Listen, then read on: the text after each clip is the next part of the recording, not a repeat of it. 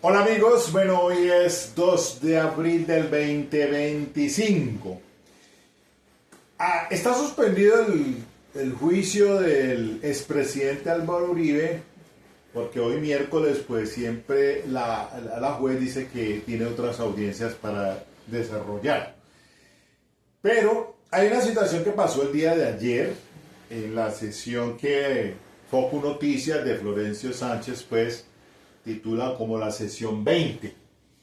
El testimonio del ex paramilitar Maximiliano, y entonces ya casi al final del día se presenta una situación con un testigo ex paramilitar detenido en la picota, que la fiscal pues dice que de acuerdo a una petición del abogado del ex paramilitar,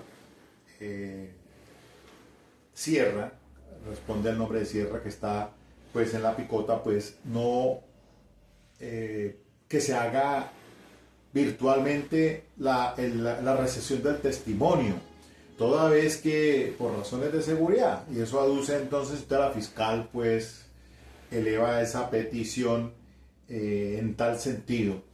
Miremos que aquí en este caso de Álvaro Uribe pues se han escuchado unos testimonios muy excepcionales de manera virtual, de acuerdo a como lo indica la sentencia de constitucional C-134 del 2023, en la que se permite que en los juicios orales de manera excepcional.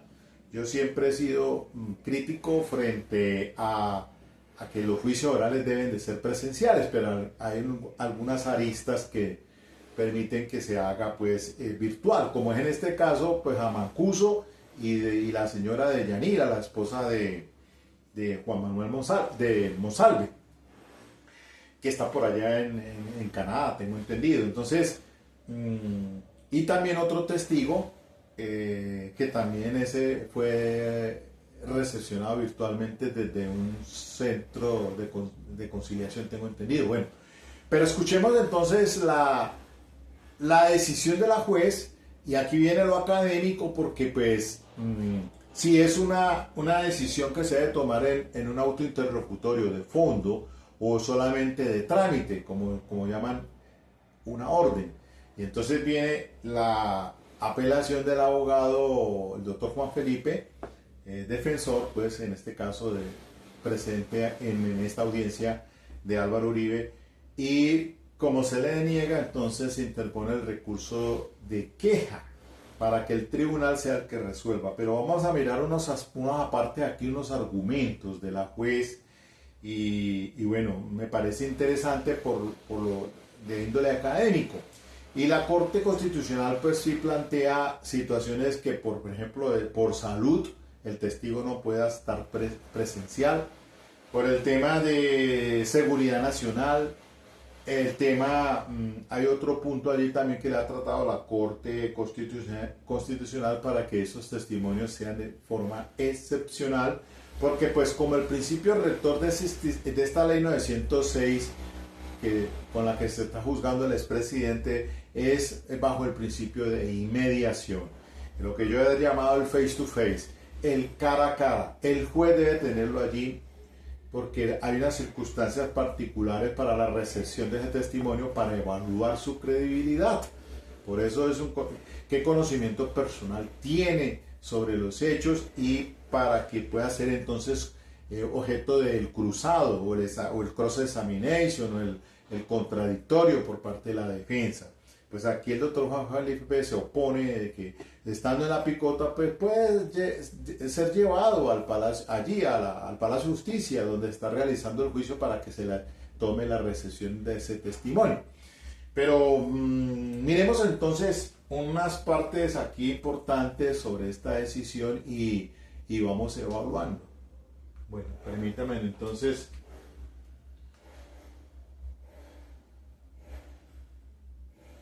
A ver, entonces retrotaigo un poquitico, porque la tenía adelantado, creo que en el minuto de Foco Noticias, del canal de Florencio Sánchez, que ya llegó a los 200.000 suscritos y que los invito a que pero se suscriban. Yo sé muy bien que esta es una plataforma de streaming en la que se tiene pues el acceso a estas audiencias en tiempo real. Y además de eso, algunos exponentes allí, abogados penalistas como Johnny, como otros, pues Santiago, otros abogados que dan sus opiniones en tiempo real sobre lo que sucede en este tipo de audiencia. Entonces miremos a ver un momentico si es por aquí que ya la juez. El párrafo 1672 pues señala que el juez puede, digamos, de forma muy excepcional, ante unas circunstancias, digamos, de carácter objetivo y ante unas circunstancias que generen, digamos, otros factores que hagan ponderar situaciones, abrir lugar a excepciones a esta situación. Entonces, su señoría, una de las circunstancias, digamos, que trae o que mencionó la Corte Constitucional, pues tiene que ver con la existencia de riesgos de seguridad cuando o para la persona que debe comparecer ante el estrado en atención a el desplazamiento que debe hacer. Entonces entiendo que se está invocando esa circunstancia, pero con el debido respeto, en mi posición de defensor en esta audiencia, yo debo ponerme rotundamente a que esa circunstancia se avale por su despacho, y estas son las razones que tengo para ello. Se nos han trasladado, digamos, dos documentos o dos grupos de documentos distintos. El primero de ellos es un correo electrónico que habría enviado a su despacho el día de ayer el apoderado del señor Sierra Ramírez. En este correo electrónico se están allegando o se está haciendo mención a una serie de circunstancias que tienen que ver con otras personas y no necesariamente directamente con el señor Pablo Hernán Sierra García. Me explico. En el mismo, el señor o el abogado, el doctor Toro, está dando a entender o enviando como soporte de la solicitud que se está presentando una carta de renuncia publicada por un medio de comunicación correspondiente a una renuncia que se había presentado, si mal no estoy, en el año 2015, dentro de otro caso donde él fungía como abogado defensor del señor Pablo Hernán Sierra, un caso que se llevaba en el municipio de Itagüí por el delito de calumnia.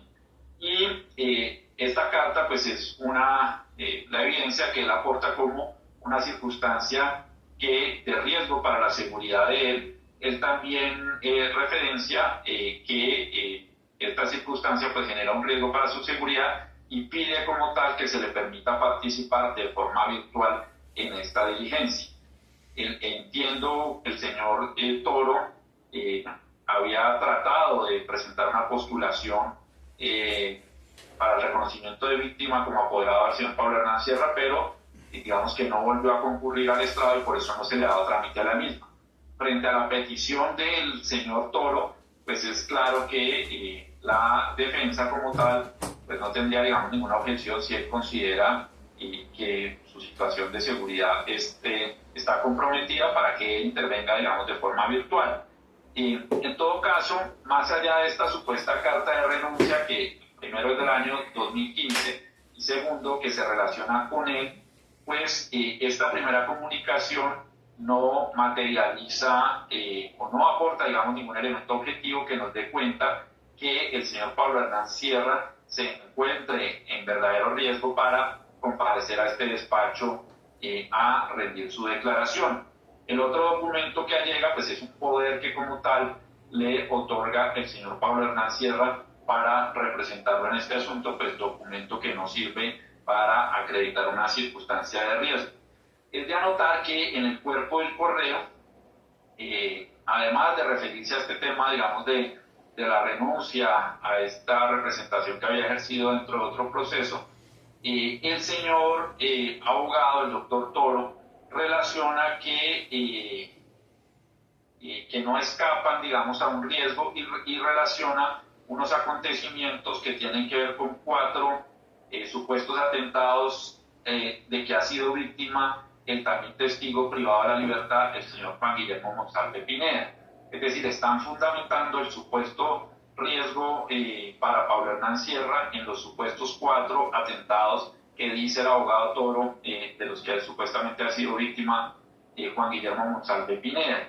Sin embargo, pues no se acredita o no se remite ninguna información concreta de los supuestos 4 atentados, cuándo ocurrieron, si tienen que ver en relación con este proceso o con la citación que hubiera tenido como testigo al mismo señor Juan Guillermo Monsalve Pineda, y es un hecho objetivo y conocido que este Estado judicial llamó a declarar al señor Juan Guillermo Monsalve Pineda, y como es conocido por todos, pues el mismo fue trasladado por el INPEC con todas las medidas de seguridad para efectos de que se garantizara su comparecencia, y todos pudimos verificar que ninguna circunstancia anormal ocurrió y que se pudo garantizar la inmediación de la prueba.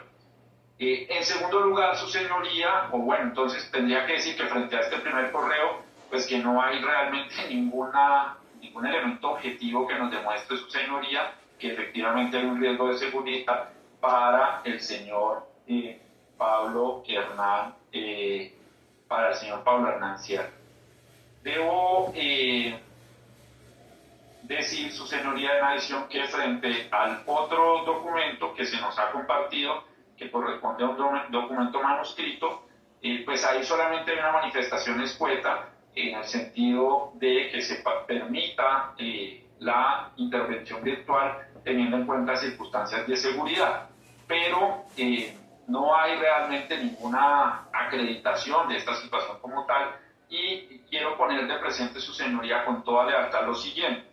Del propio correo que envía el señor defensor o el apoderado de Pablo Hernán Sierra, está dejando claro que el señor Pablo Hernán Sierra ha concurrido a múltiples diligencias judiciales que tienen que ver con hechos relacionados con mi prohijado.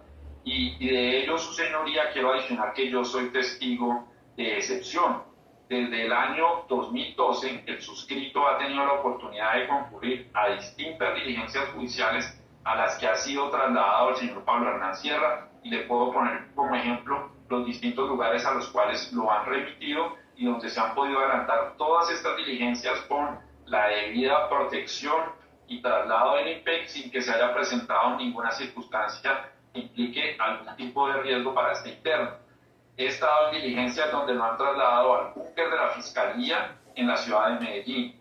Estuve en múltiples diligencias dentro de un juicio que ahí se menciona por parte del abogado, un radicado que se adelantó por calumnia en contra de este testigo, donde lo remitieron constantemente a un juzgado penal en el centro de servicios o en el Palacio de Justicia de la ciudad de Itagüí, lugar que no cuenta obviamente ni siquiera pues con la capacidad logística y con las medidas de seguridad que cuenta el Centro de Servicios Judiciales de Palo Quemado.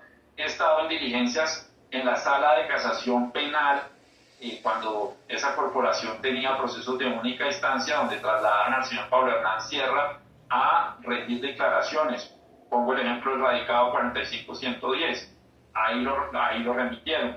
Dentro del radicado 38451, que tanto se ha mencionado en este proceso, que se adelantaba también por la Sala de Casación Penal, ahí también fue remitido para recepcionarle su testimonio.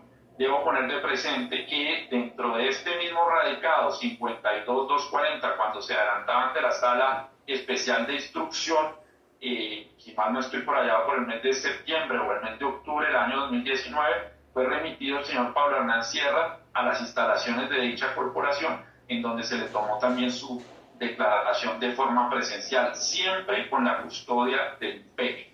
Debemos decir, su señoría, que a diferencia de otros testigos, como fue por ejemplo el caso del señor Hernán Darío Giraldo, quien se encuentra en libertad, el señor Pablo Hernán Sierra se encuentra detenido, y por lo tanto existe una obligación estatal de brindarle la protección. El traslado y la protección de los internos hace parte del objeto misional que tiene el INPEC. Y aquí hemos podido ver que todos los privados de la libertad, como el señor Máximo Cuesta Valencia, que rindió declaración hoy, los dos testigos que rindieron declaración ayer, el propio señor González, han sido trasladados con todas las medidas de seguridad. Su despacho ha dispuesto adicionalmente todas las medidas de seguridad para las personas que están presentes en la sala. Como lo pude corroborar cuando tuve la oportunidad de acudir a la instalación del juicio, la sala no es de libre acceso para cualquier persona, se requiere estar autorizado. Esto se está transmitiendo de forma pública y todos hemos podido ver que el INPEC, con las medidas de seguridad que cuenta, puede perfectamente garantizar la seguridad de todos los testigos. Yo entiendo que a algunos de los privados de la libertad este tema de los traslados les genere algún tipo de incomodidad, pero la simple manifestación de que existan entonces motivos de seguridad no puede ser motivo suficiente para efectos de que la excepción muy clara que ha dicho la Corte Constitucional se termine entonces convirtiendo en una forma de burlar el tema de la inmediación judicial. Entonces yo le solicitaría encarecidamente que esto se rechace, su señoría. Señora, delegado del Ministerio Público, se le corre traslado la petición de la señora fiscal acompañada de los elementos de... Yo estoy de acuerdo con Juan Felipe. La verdad es que yo no le veo razón por la cual no puedan solicitar pues el traslado con todas las medidas de seguridad del INPEC al Palacio de Justicia en Palo Quemado. Es que hay un artículo 16 que es el principio rector. En el juicio únicamente se estimará como prueba la que haya sido producida o incorporada en forma pública, oral, concentrada y sujeta a confrontación y contradicción ante el juez de conocimiento. Y lo mismo dice en concordancia con el artículo 379 del Código de Procedimiento Penal, Ley 906. El juez deberá tener en cuenta como pruebas únicamente las que hayan sido practicadas y controvertidas en su presencia. La admisibilidad de la prueba de referencia es excepcional. Todo ello, ¿por qué razón? Porque el artículo 402 establece pues que el testigo, su conocimiento personal y la evaluación del mismo que establece el 404 es la apreciación del testimonio. Para apreciar el testimonio, el juez tendrá en cuenta los principios técnicos científicos sobre la percepción y la memoria, y especialmente lo relativo a la naturaleza del objeto percibido, el estado de sanidad o sentidos por los cuales se tuvo la percepción, las circunstancias del lugar, de tiempo y modo en que se percibió, los procesos de rememoración, el comportamiento del testigo durante el interrogatorio y el contrainterrogatorio, la forma de sus respuestas y su personalidad.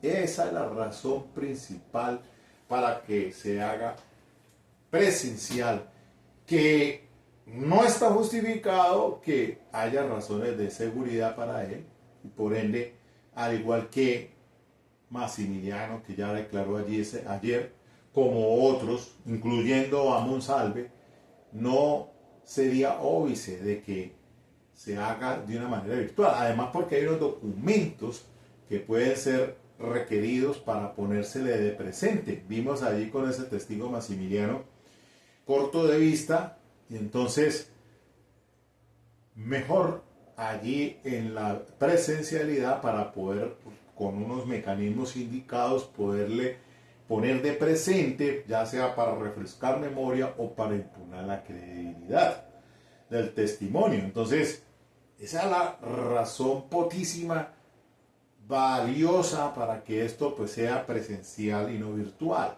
Que la Corte Constitucional haya indicado en la sentencia 134 del 2023 unas excepciones, pues deben de estar fundamentadas, probadas, a efectos que entonces se haga de esa manera virtual.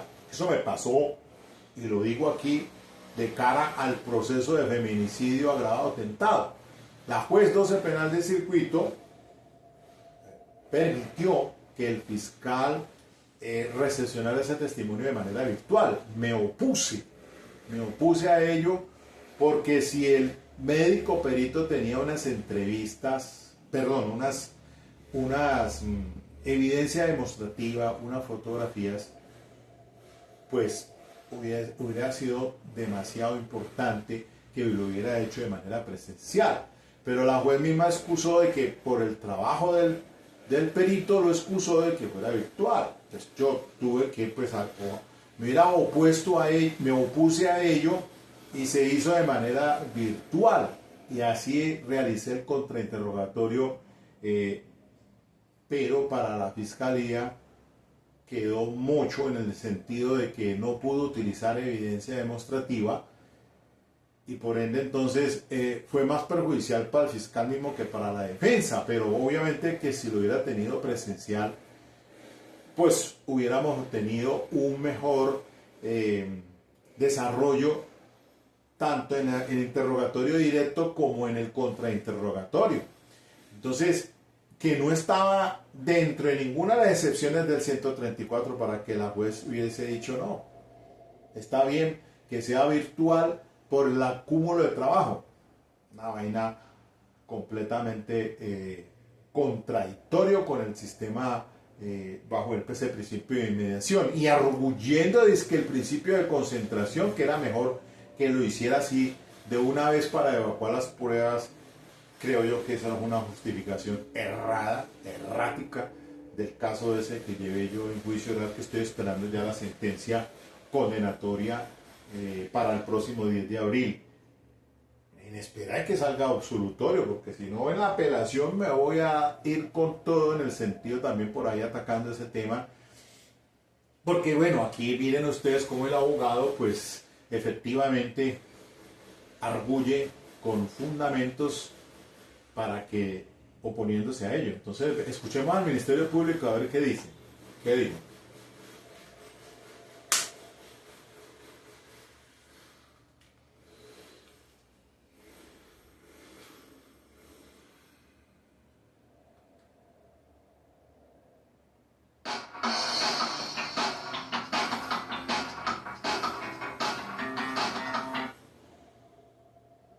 El tema de la inmediación judicial. Entonces yo le solicitaría encarecidamente que esto se rechace, su señoría.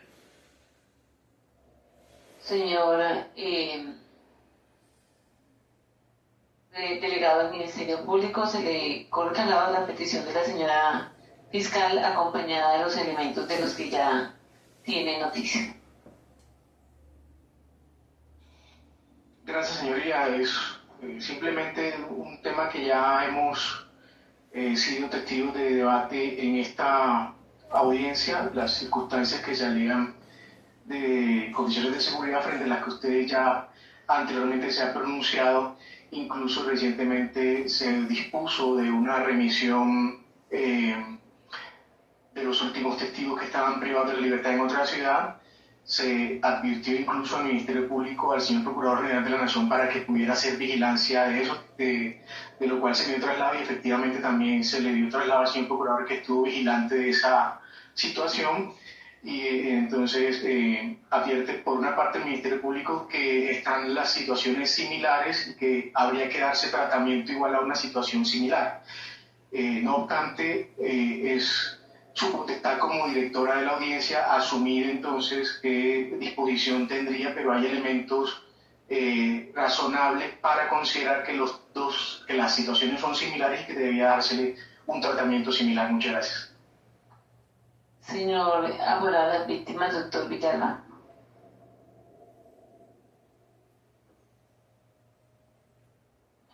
Su señoría, consideramos que se debe acatar la solicitud que hace el testigo convocado, el señor Pablo Hernán Sierra, alegar que históricamente él ha concurrido a los despachos judiciales de los que ha sido citado no es argumento que defina la situación, dado que también concurren otras circunstancias, y lo cierto es que en este proceso se ha conocido como en todo caso varias personas privadas de la libertad han sido objeto de amenazas, y en todo caso pues también hay algunas circunstancias adicionales que hay que tener presente en este caso,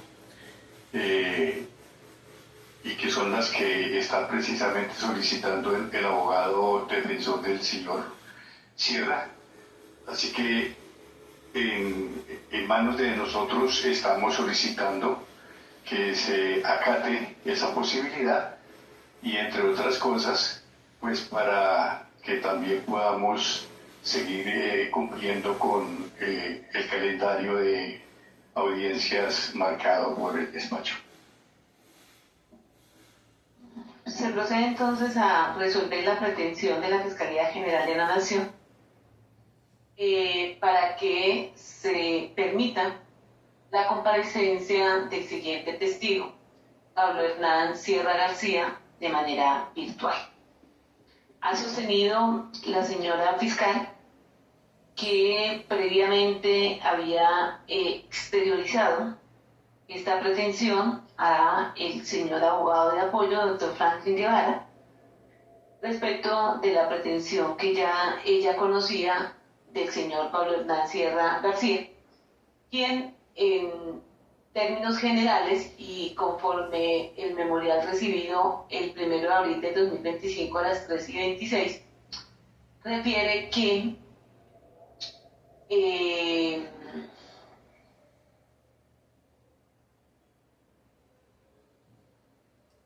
fue excomandante o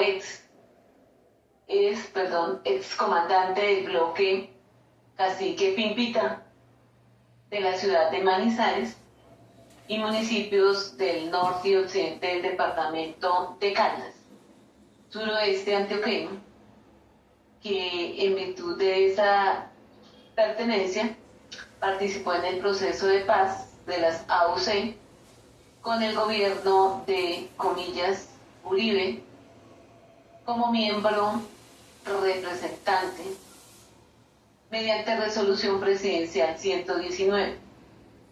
Dice que es preso político hace 18 años más 2 meses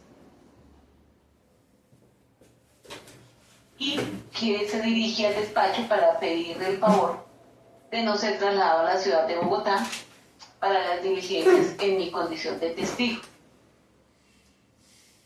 contra el expresidente Uribe ante su despacho por motivos de seguridad.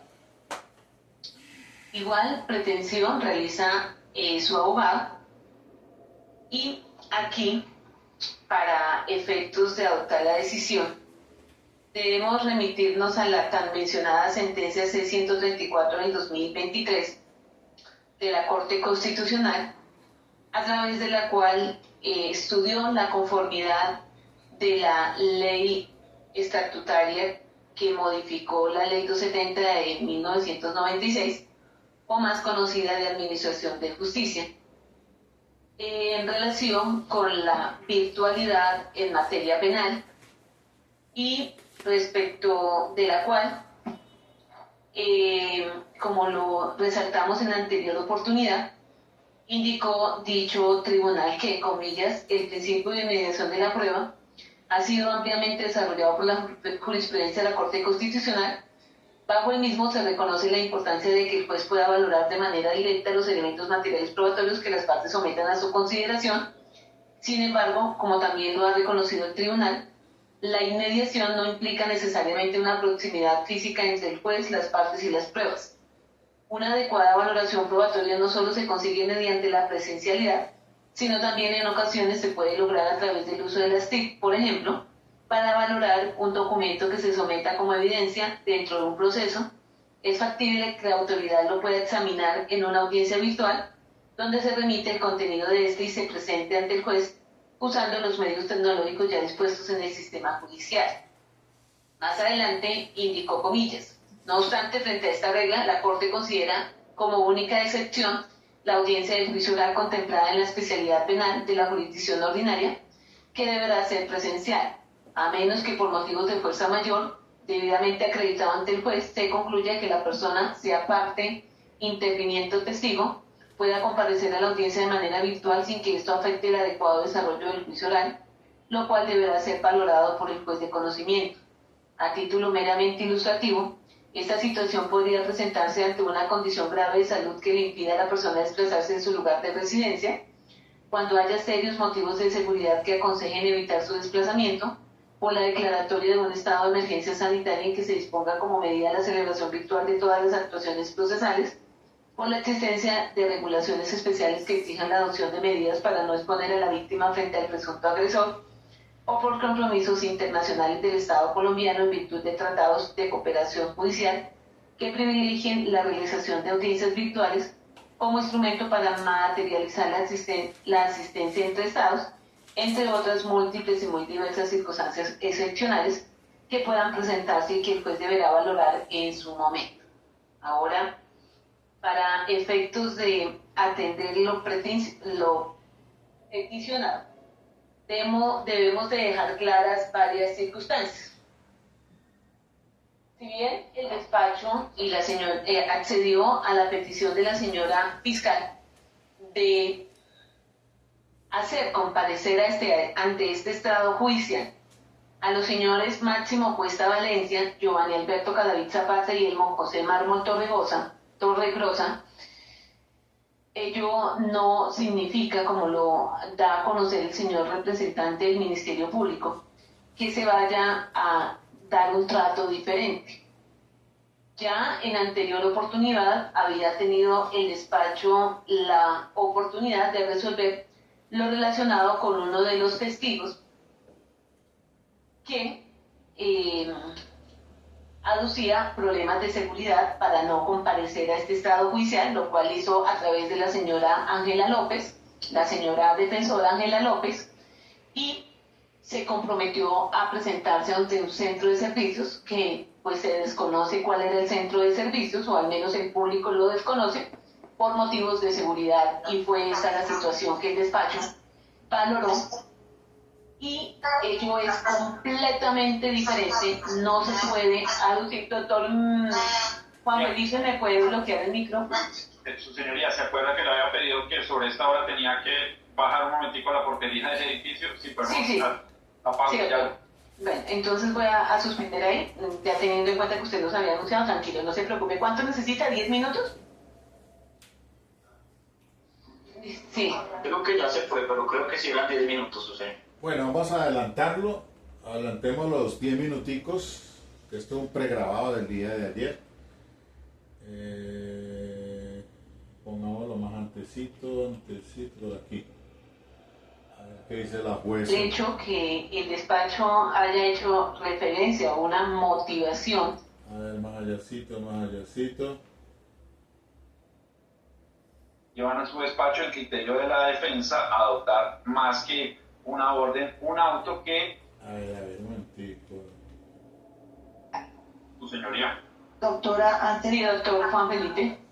Entendiendo que usted está dando una orden.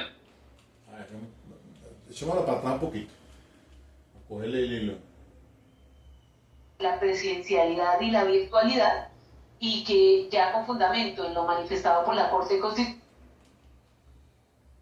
que tienen en su contra y que obligan A ver, un poquitico más atrás. Su conducción a este despacho judicial, y así se hizo. Pero ningún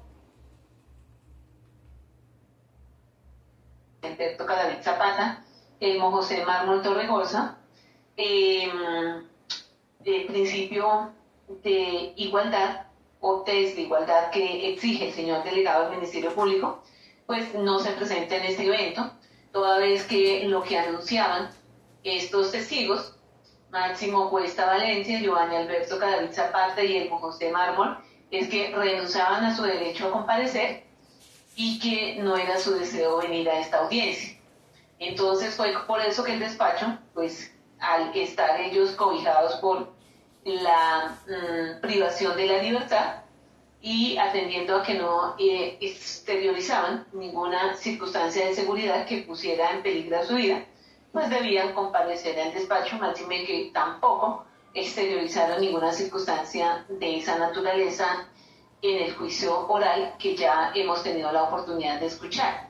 Incluso respecto del último testigo, el señor Cuesta Valencia, que había indicado algunos problemas de salud, pues con fundamento en la revisión médica que nos remitieron de la picota el día de ayer, se exigió que se realizara su remisión, su conducción a este despacho judicial, y así se hizo.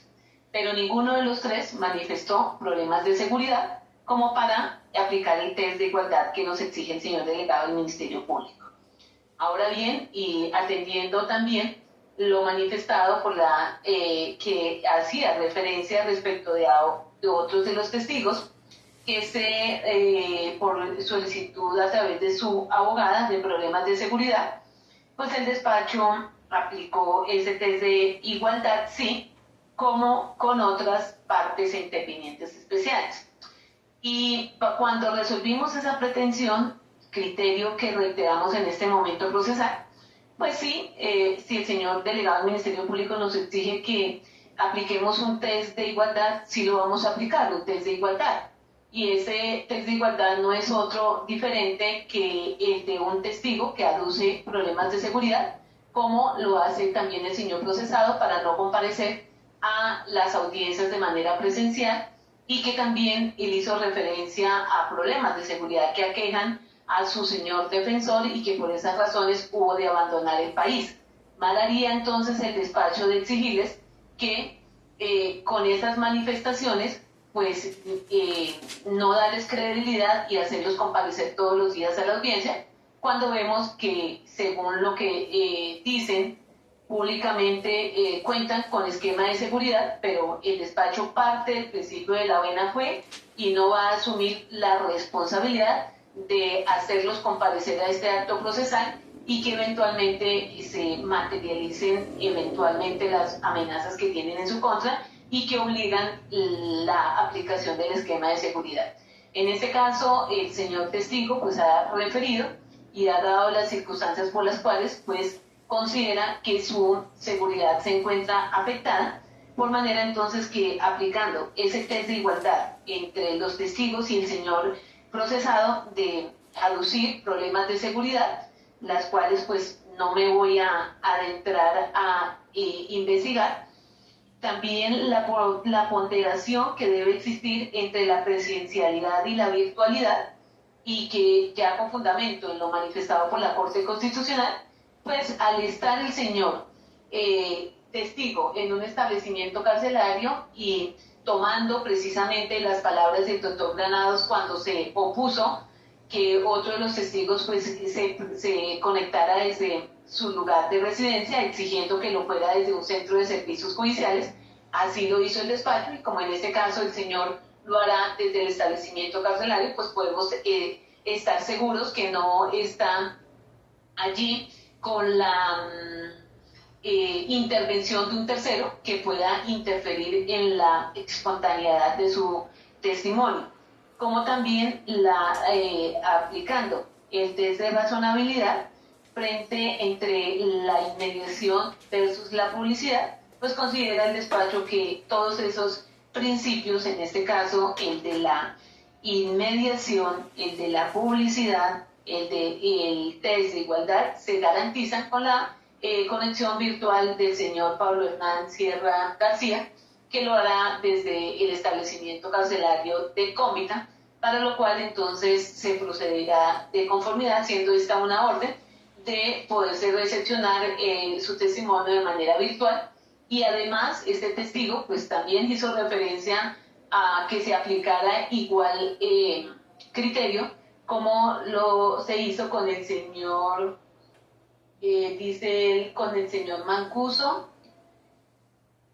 Hace referencia a testigos que me antecedieron, lo han hecho de manera virtual, el señor Mancuso, el señor Tuso Sierra. Bueno, el señor Tuso Sierra no expuso problemas de seguridad, sino que reside en otra ciudad. Lo que sí debemos aplicar igual ponderación es en relación con quien se conectó, el testigo que representa la señora Ángela López, la doctora Ángela López, que lo fue Hernán Darío Giraldo. Entonces, señora fiscal, para continuar con el testimonio, entonces la orden es disponer la conexión virtual del señor Pablo Hernán Sierra García para continuar con este juicio oral. Su señoría. Doctora, antes. Sí, doctor Juan Felipe. Entendiendo que usted está dando una orden, quiero manifestar lo siguiente. A ver, un momentico, a ver, respeto obviamente permítame. su decisión y respeto lo que usted está manifestando en el sentido de que la misma es una orden. Antes de continuar, detengámonos aquí en la fundamentación de la juez. Esa es una decisión, ahora viene la discusión del abogado, es indicarte que eso no es una orden, que es de trámite y que pues por tanto entonces seguramente le cabe el recurso de apelación, el que le es denegado y a la vez entonces invoca el de queja. Pero antes de continuar, pienso que los argumentos de la juez pues son válidos. Son válidos con ese test de ponderación que ha hecho respecto incluso de otros testigos, pues sí, diría yo, fiel crítico que soy a esto de la no presencialidad, que sea de manera excepcional, pero en este caso sí se ajusta a esos lineamientos. Diría yo pues que pues, si se ha permitido en otros casos, incluso, como hoy advierte la juez con toda razón, si el acusado está virtual, si el doctor Jaime Granados virtual está fuera del país. Entonces, pues, ¿cuál sería la razón para no permitir que en este evento se escuche el testimonio de estos dos paramilitares, uno que está en Picota y otro que está en Cómbita? Más el de Cómbita, que está como a 3 horas de Bogotá, por razones de seguridad, pues, ¿cómo? Que algunos no han admitido temas de seguridad, pues otros sí, y que han permitido el ingreso, por ejemplo, de Mancuso, pues está bien porque estaba en otra parte diferente, que la esposa de Monsalve, que está por allá en Canadá, otro testigo también que a través de la abogada López, que lo fuera en un centro y que listo, se hiciera virtualmente. Pero en este caso, pues obviamente que la defensa pues protesta de que pues no hay razones para aducir pues la seguridad, pero diría yo que pues bajo ese test de proporcionalidad, de tema de inmediación, tema de publicidad y el tema frente al test de igualdad frente a los otros, tanto los testigos como incluso las partes que están interviniendo, pues razón le asiste a la juez.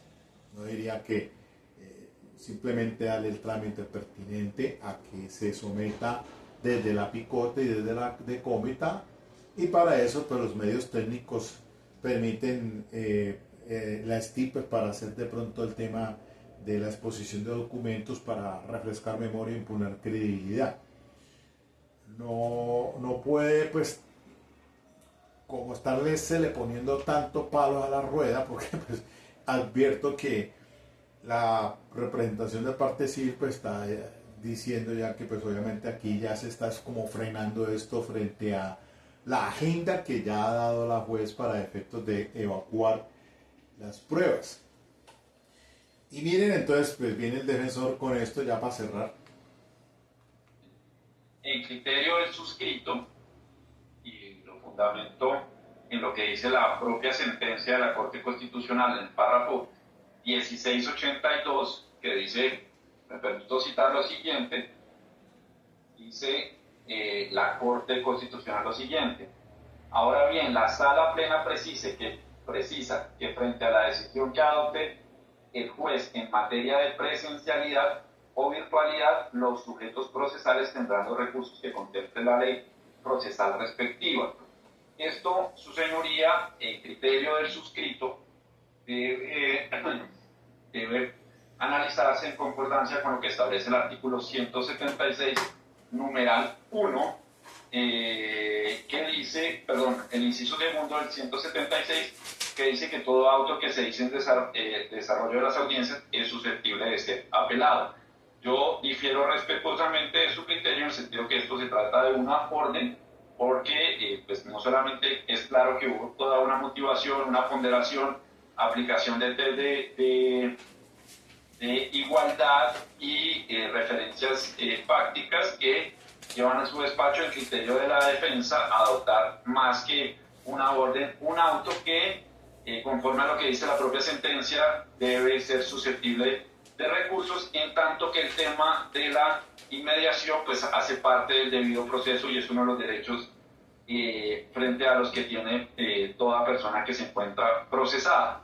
Entonces, obviamente ese es su criterio, lo respeto, pero bajo el entendido que la defensa considera que lo que aquí se está adoptando es una decisión y no una orden, quiero dejar expreso, manifiesto, que es intención de este defensor recurrir la decisión que usted considera que es una orden, y que bajo el entendido que usted está señalando que es una orden, estaría como tal denegando esos recursos. La defensa en particular estaría interesada en apelar la decisión y bajo ese entendido solicitaría que se le dé trámite al respectivo recurso de apelación, y si su despacho considera, como respetuosamente lo entendería, que se mantiene en que la decisión es una orden, solicitaría entonces de forma subsidiaria que se le dé trámite o interpondría en ese contexto el recurso de queja y solicitaría que se le dé trámite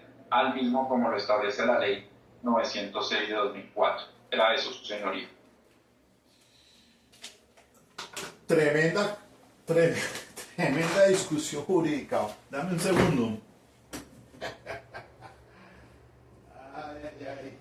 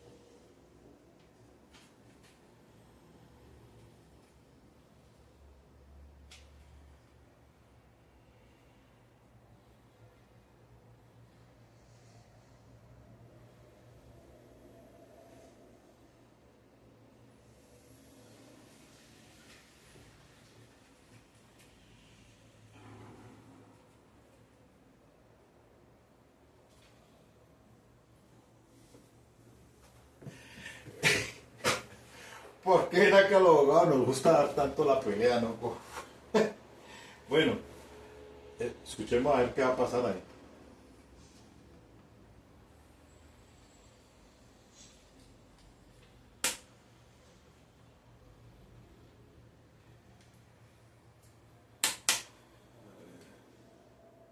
Gracias, doctor Juan Felipe. Efectivamente, el hecho que el despacho haya hecho referencia o una motivación a la decisión que se me exige por parte de la Fiscalía respecto de disponer o no la presencialidad del señor, de uno de los testigos, ello no le muta la característica de ser una orden.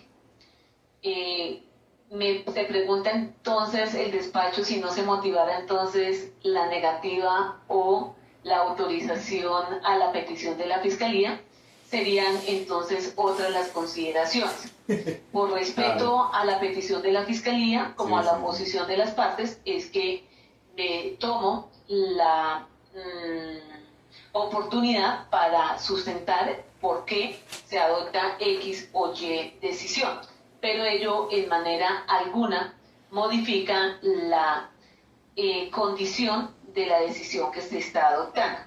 Y es que precisamente, doctor Juan Felipe, la decisión de la Corte Constitucional en la sentencia C-134 del 2023, efectivamente, aparte que usted trajo a colación, precisamente indicó, y lo reiteramos, dice: ahora bien, la Sala Plena precisa que frente a la decisión que adopte el juez en materia de presencialidad o virtualidad, los sujetos procesales tendrán los recursos que contemple la ley procesal respectiva. Y la ley procesal respectiva ha indicado que efectivamente, frente a esas decisiones que se adoptan en audiencia, pues no tienen, en el curso del juicio oral no tienen recursos, y también frente a estas pretensiones se ha pronunciado la Corte Suprema de Justicia frente a una decisión a la que hicimos referencia en la anterior oportunidad, cuando precisamente el doctor Granados también se opuso respecto de la presencialidad que se ordenó, respecto a la virtualidad que se ordenó respecto de uno de los testigos, la cual me permito reiterar, comillas. Perdón, un momento.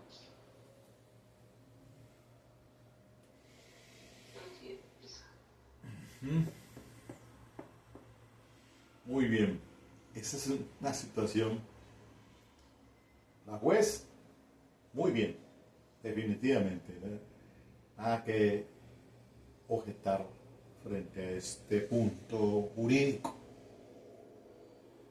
Al César, lo del César, y a Dios, lo de Dios.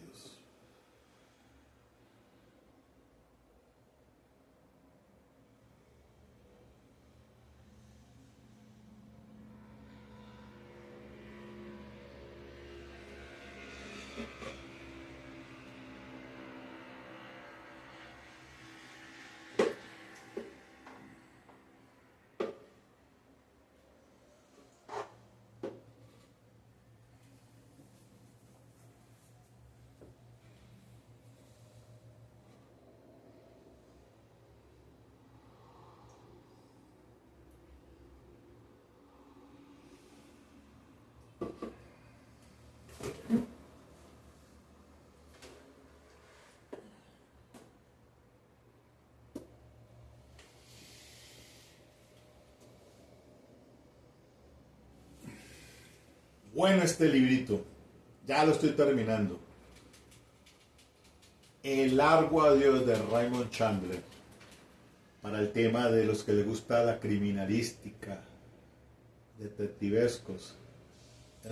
Ahorita en un episodio, en otro video, voy a hacer referencia a una serie de Netflix que se llama Cementerio, turca. Se la recomiendo para todos los que les gusta el tema de la investigación criminal. Y me voy a referir a un episodio muy propiamente porque ahí se desarrolla todo el tema en torno pues a lo que ahora es de moda, el feminicidio, ¿no? Entonces van a ver ustedes cómo en esa serie... La Unidad de Investigación Criminal de la Defensa, expertos en ciencias forense, investigación criminal y ciberseguridad, con más de 16 años al servicio de la justicia. Contáctenos hoy mismo. Propaganda de Florencio. Bueno.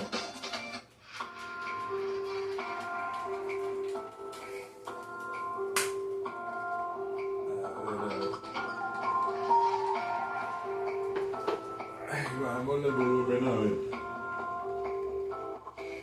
Bueno, el hecho es que en esa serie de Cementerio muy importante todo el tema de la investigación criminal. Soy Javier Rojas, soy médico psiquiatra forense y quiero invitarlos al tercer seminario virtual para la defensa en acusaciones de violencia sexual. Bueno, hacer el seminario. Voy a estar hablando con ustedes acerca de las valoraciones de los presuntos victimarios y la validación de los testimonios de las supuestas víctimas como estrategia defensiva. Vamos a tener la oportunidad de hablar de otras muchas cosas más. Los invito a que busquen toda la información en www.centroespecialistaforenses.com. En Rojas Castro Consultores y Abogados Asociados ofrecemos soluciones jurídicas integrales, efectivas e innovadoras. Los desafíos legales pueden ser inesperados, pero no tienes que... Dale, le bajo el volumen. Sí, les decía entonces que a propósito de todo de las investigaciones criminales, pues ese tema, en esas series, Cementerio, Sturka, ahí se las invito a que la vean, tal como la que les recomendé, la de Socios por la Justicia, una surcoreana, muy importantísima también. Bueno, vamos a ver si ya retomó la juez, ¿qué dice? Me imagino que va a citar la señora juez sentencias de la Corte en ese punto, pues, que está en discusión allí. Entonces, adicionalmente, es de recordar que el artículo 161 del ordenamiento procedimental establece que las providencias judiciales son sentencias, autos y órdenes. Estas últimas corresponden a aquellas decisiones del funcionario judicial que exponen un trámite establecido por la ley para agilizar la actuación, evitando la inmovilización de la misma, y tienen como características ser verbales y de inmediato cumplimiento. En relación con ellas, la Corte Constitucional se pronunció en sentencia C897 del 2005 diciendo: como se observa, pues, el concepto de órdenes contenido en el nuevo Código de Procedimiento Penal es bastante amplio, pues abarca todas aquellas providencias del juez que no pueden ser calificadas como sentencias o como autos y que tienen por fin garantizar el desenvolvimiento de la actuación. Además, las órdenes son verbales y de ellas se debe dejar un registro. Así pues, el sistema penal acusatorio se desarrolla principalmente en audiencias en las que se generan diversas circunstancias en que el funcionario judicial se ve impedido a adoptar determinaciones que tienen el propósito de dar curso al trámite procesal, evitando su entorpecimiento. También es evidente, en torno al precepto establecido en el artículo 171 citado, que las órdenes son solo una de las formas en que se expresa el juez, siendo las otras, sentencias y autos, los que tienen una estructura formal establecida en el artículo 162 siguientes. La distinción normativa, sin duda alguna, genera que a lo largo de la actuación procesal, el funcionario judicial pueda ejercer los poderes como máximo director del debate, pero también resolver asuntos sustanciales que interesan al proceso y finalmente expedir la sentencia con la que resuelve el conflicto sometido a su consideración.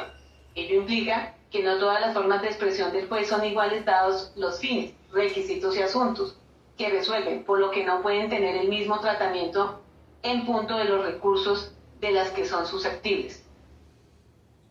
Sobre la impugnabilidad de las determinaciones adoptadas en audiencia, esta sala se pronunció en el AP 2421-2014, radicado 43481, comillas, de lo que se sigue que las decisiones adoptadas en curso de la audiencia pública en relación con la dirección del juicio, de acuerdo con lo ordenado en el decreto de pruebas, mal podrían tener recursos, puesto que se resquebrajaría precisamente la concentración, celeridad e inmediación, principios del proceso penal que se identifican con una recta y cumplida administración de justicia.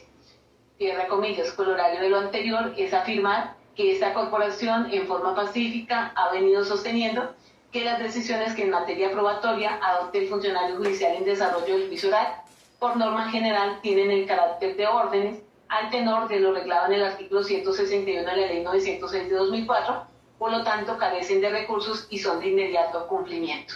Cierra comillas. Ello para dar respuesta a la petición del doctor Juan Felipe, que se le dé trámite al recurso de apelación. Doctor Juan Felipe.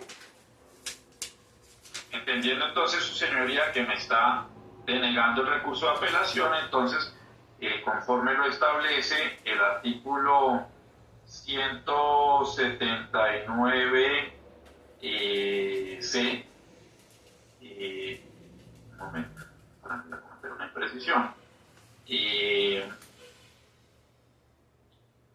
es el 179 B y el 179 C, que regulan lo concerniente al recurso de queja.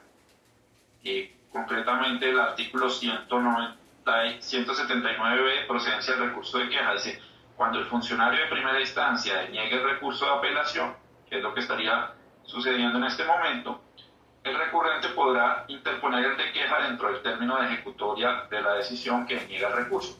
Como su señoría recién ha corrido traslado de esta manifestación, bajo la cual usted considera que está, o reitera que estamos ante una orden y no ante un auto, y por lo tanto se abstiene, digamos, de darle ese trámite al recurso de apelación que estoy interponiendo, denegándolo, entonces su señoría, yo interpongo el recurso de queja y por lo tanto solicito que se proceda conforme lo establece el artículo 179 C y siguientes para efectos de que se le dé trámite al mismo.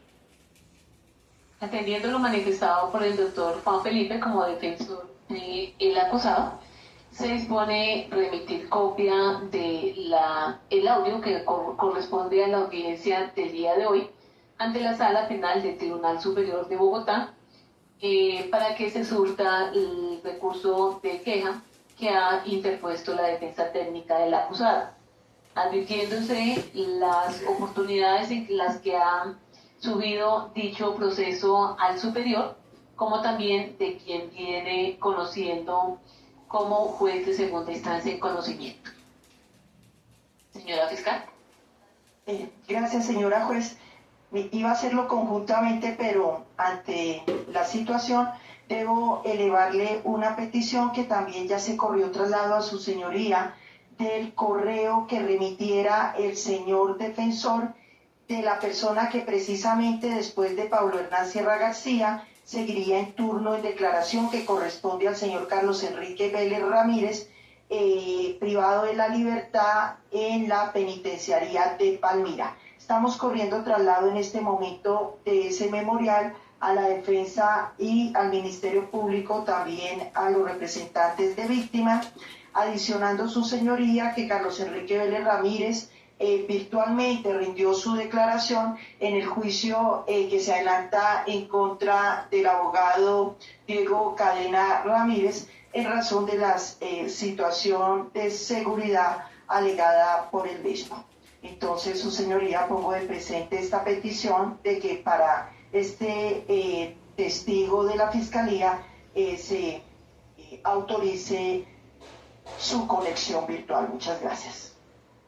Doctora, sí le voy a solicitar cuando se nos presenten peticiones así conjuntas, porque vamos a tener que hacer otro trámite y por idénticas pretensiones. No obstante, pues se le corrió traslado ya al señor defensor, doctor. Señoría, yo... Sí, doctora. Ya se está remitiendo en este momento. Entonces, sí, y discúlpeme, señora juez. A través del correo del doctor Durley.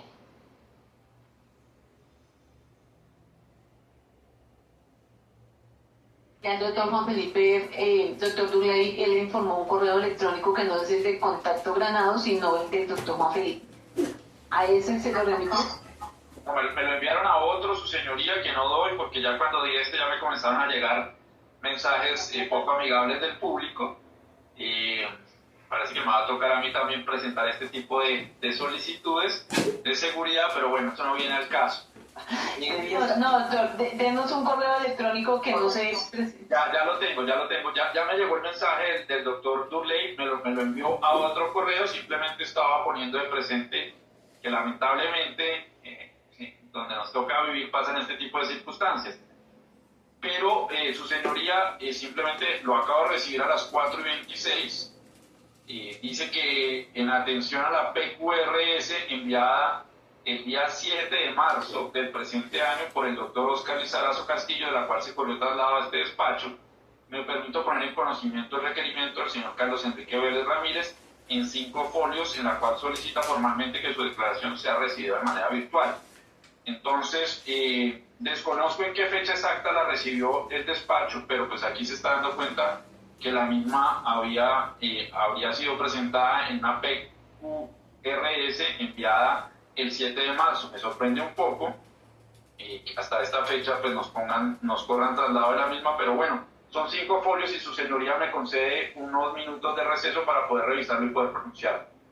Doctor, no hay ningún inconveniente. Nosotros tampoco no tenemos la necesidad de esconder absolutamente nada. Nosotros recibimos el correo 1 de abril del 2025, 426. Por favor, para tranquilidad del doctor Juan Felipe, Luis. Bueno, ya para ir concluyendo, es la situación, lo siguiente, la pregunta que surge en estos momentos, es que, primero que todo, la juez ratifica de que está resolviendo mediante una formalidad que establece el artículo 161 del Código de Procedimiento Penal, cuando clasifica entre sentencias, autos y órdenes.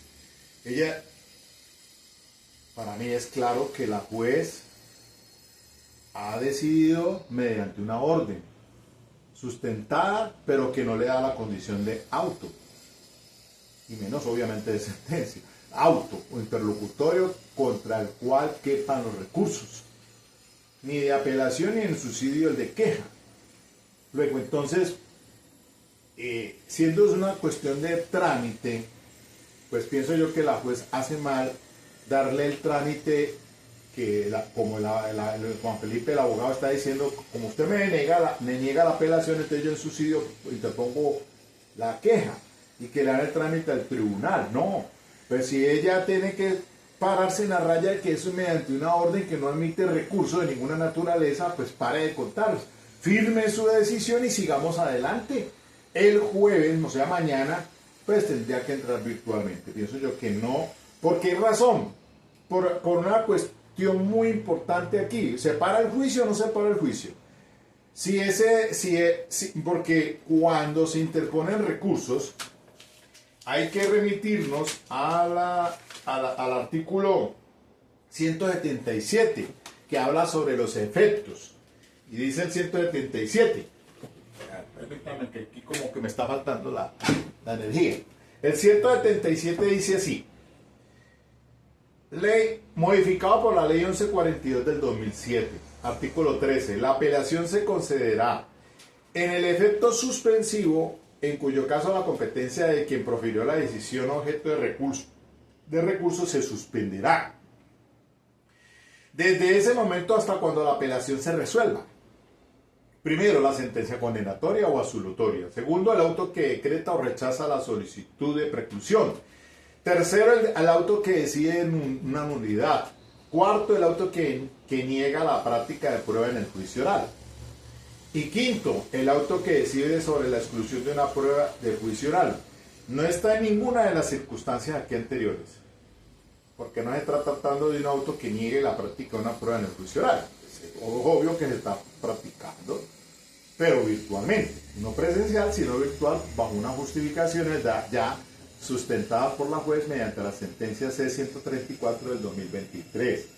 Una orden de mero trámite, que como dice ella, pues obviamente que tiene que fundamentarla. No es porque la fundamente que la convierte en auto, o sea, auto interlocutorio. No, esa es una orden.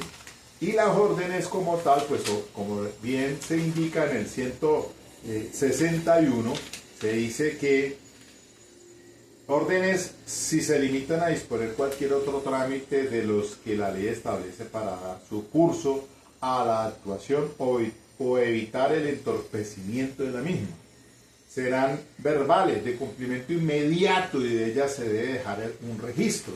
Entonces, si es de cumplimiento inmediato, pues no cabe ni apelación ni menos el de la queja.